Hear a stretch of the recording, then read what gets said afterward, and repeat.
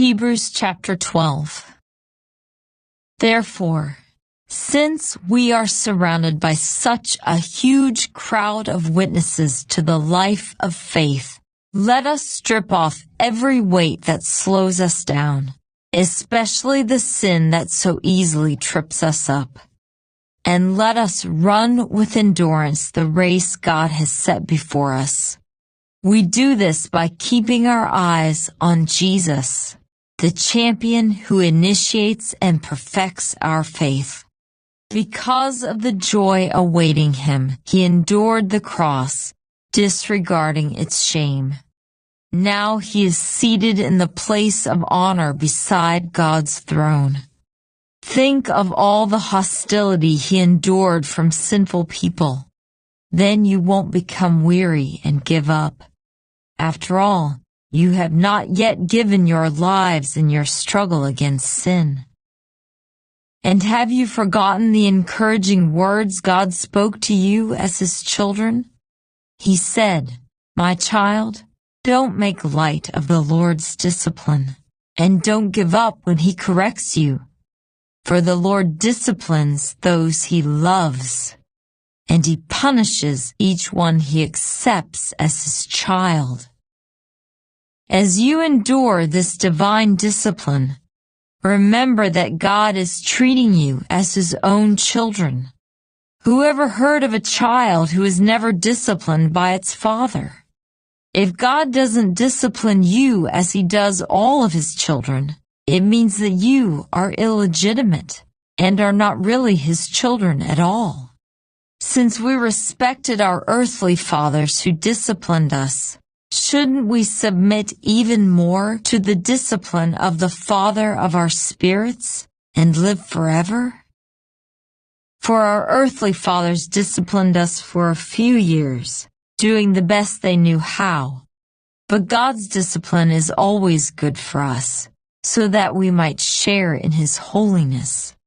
No discipline is enjoyable while it is happening. It's painful. But afterward there will be a peaceful harvest of right living for those who are trained in this way. So take a new grip with your tired hands and strengthen your weak knees. Mark out a straight path for your feet, so that those who are weak and lame will not fall but become strong. Work at living in peace with everyone, and work at living a holy life, for those who are not holy will not see the Lord. Look after each other so that none of you fails to receive the grace of God. Watch out that no poisonous root of bitterness grows up to trouble you, corrupting many. Make sure that no one is immoral or godless like Esau, who traded his birthright as the firstborn son for a single meal. You know that afterward, when he wanted his father's blessing, he was rejected. It was too late for repentance, even though he begged with bitter tears. You have not come to a physical mountain, to a place of flaming fire, darkness, gloom, and whirlwind, as the Israelites did at Mount Sinai.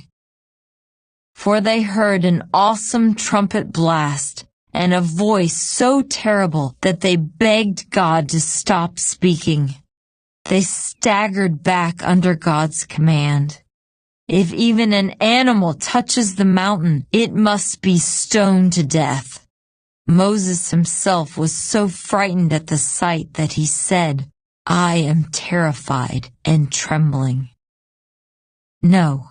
You have come to Mount Zion, to the city of the living God, the heavenly Jerusalem, and to countless thousands of angels in a joyful gathering. You have come to the assembly of God's firstborn children, whose names are written in heaven. You have come to God himself, who is the judge over all things. You have come to the spirits of the righteous ones in heaven who have now been made perfect. You have come to Jesus, the one who mediates the new covenant between God and people, and to the sprinkled blood, which speaks of forgiveness instead of crying out for vengeance like the blood of Abel. Be careful that you do not refuse to listen to the one who is speaking. For if the people of Israel did not escape when they refused to listen to Moses, the earthly messenger, we will certainly not escape if we reject the one who speaks to us from heaven. When God spoke from Mount Sinai, his voice shook the earth. But now he makes another promise. Once again I will shake not only the earth, but the heavens also. This means that all of creation will be shaken and removed, so that only unshakable things will remain. Since we are receiving a kingdom that is unshakable, let us be thankful and please God by worshiping Him with holy fear and awe. For our God is a devouring fire.